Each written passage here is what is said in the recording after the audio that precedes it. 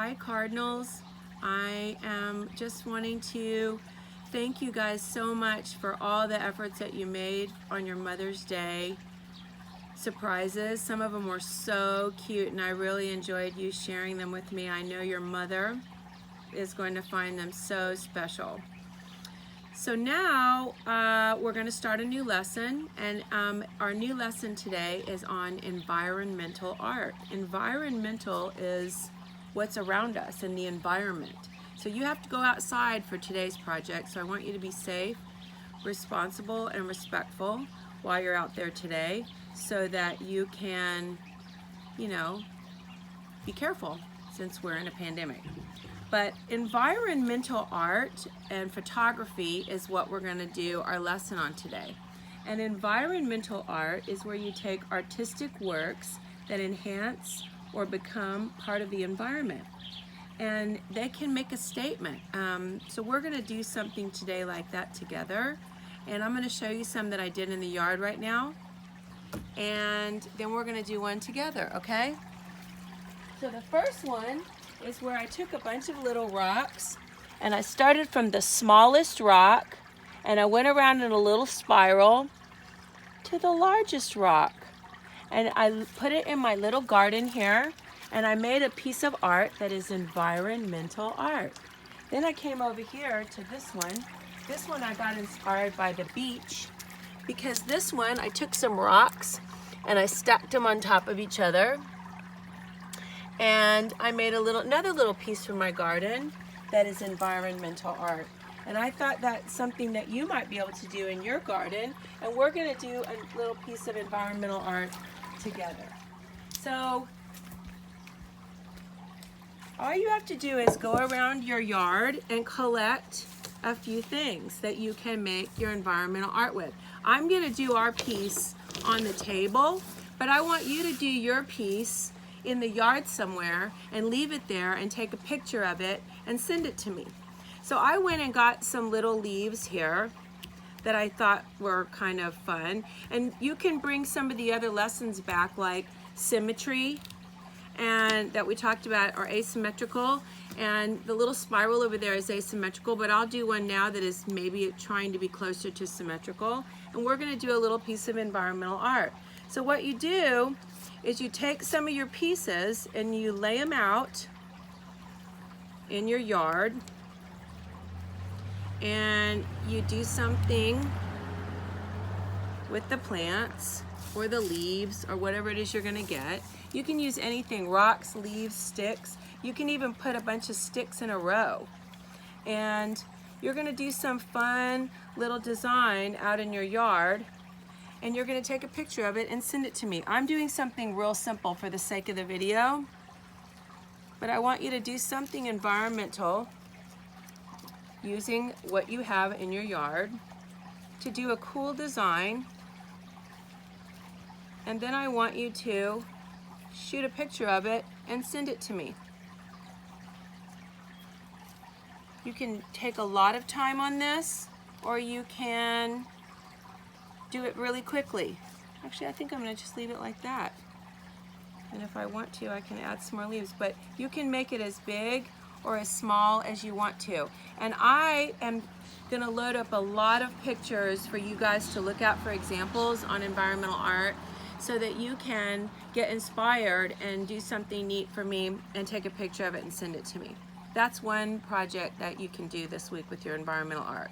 The other thing that's kind of fun is I went on a walk with my daughter this morning and we picked some little flowers. You don't need a whole bunch of flowers, you just need a little handful, because you're going to make something like this with dried flowers. So you're going to take your flowers and you have to lay them in a book. So I just try to kind of lay them out to where they are, where the flower part is sticking up when you lay it in the book. And you just lay them in the book. And you might have to do several pages, and then you close the book on it and you make sure they're kind of out flat, and you let them sit in the book for a whole week. Okay? When you take them out of the book, you're going to lay them on the table. And I just took like a little piece of paper here, folded it in half, And I'm gonna cut like a little pot to put my flowers in. And then I'm gonna take my glue stick and glue it on the paper like this. But I'm not gonna glue down the top because I want to still be able to stick my flowers in it. So I didn't bring my glue stick out here, so I'm gonna use this tape. But you glue it down to the paper like this, and then when you get through and your flowers are dried, you come back and you put a little glue stick on the paper, and you come back with your dried flowers and you stick them in your pot, and then you decorate your pot, and you have a little dried flower arrangement. I took a little picture frame like this and made sure that this little pink piece of paper would fit into the frame. Oops. And then that way when I go to stick my piece in there with my flowers on it, it fits in the little frame. And this one isn't working as well because the flowers aren't dried. But when they are dried, you just stick it in the little frame like that, and you've got a little arrangement with dried flowers. That's another piece of environmental art. Last but not least, we're going to talk about an artist named Ansel Adams. And I want you to Google Ansel Adams and look him up because he was a photographer that took pictures of a lot of things outside. He loved to take pictures of the horizon and the sunset, and he loved to go outside. So I'm going to give you 10 categories and some examples that I'm also going to show you of things that Ansel Adams liked to take pictures of, and I want you to come up with 10 photographs. And you can use an iPad, you can use a phone, you can use anything that has a camera on it, and take 10 pictures and upload your favorite one or your favorite 3 for me for your lesson. And I want you to tell me something that you like about Ansel Adams. So you've got to Google him, you've got to see his photography, and you've got to go outside. And sometimes he lays down at the bottom of a tree and holds the camera up to the sky and takes a picture of the base of the tree all the way up to the branches. Sometimes he takes a picture of a tree over a lake and gets the reflection of it in the water. I want you to be creative, and I want you to send me one of your favorite pictures. So my first graders are going to do an environmental piece outside in the yard where they take some things that they found in their yard, and they kind of like when we did with the food, with the symmetry.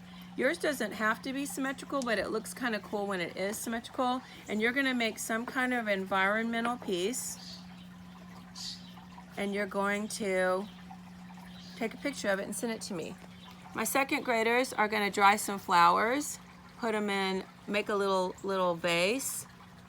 Decorate your vase, put your flowers in the vase, and make me a dried flower piece. And then my third, fourth, and fifth graders are going to do an Ansel Adams photography project where you take 10 pictures outside, and I'll give you categories, and then you upload your favorite shots to me.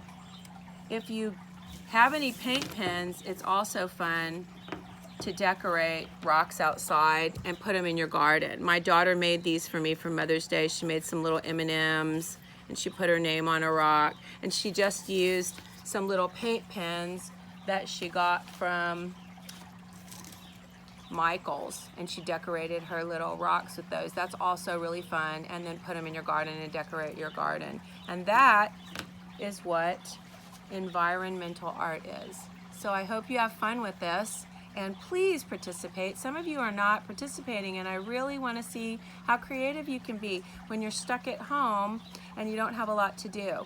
I'm going to be at the school on Monday, and I'm going to bag up all of your art and take it to your teachers. So when you come and pick up your things, do not forget to come and pick up your artwork. If you absolutely can't get up to the school next year on Meet the Teacher, I'll also have it there. But I know that some of you spent a lot of time on the mask and the metal and some of the things that you did, and I know you want to get those back. So your teacher will have those for you, and if not, I'll have them for you at Meet the Teacher next year, and I really want you guys to come pick up your stuff. So hopefully I'll see you at the parade tomorrow, and I just want to say again, have a beautiful day out in nature, be safe, and have fun with your environmental art. I miss you.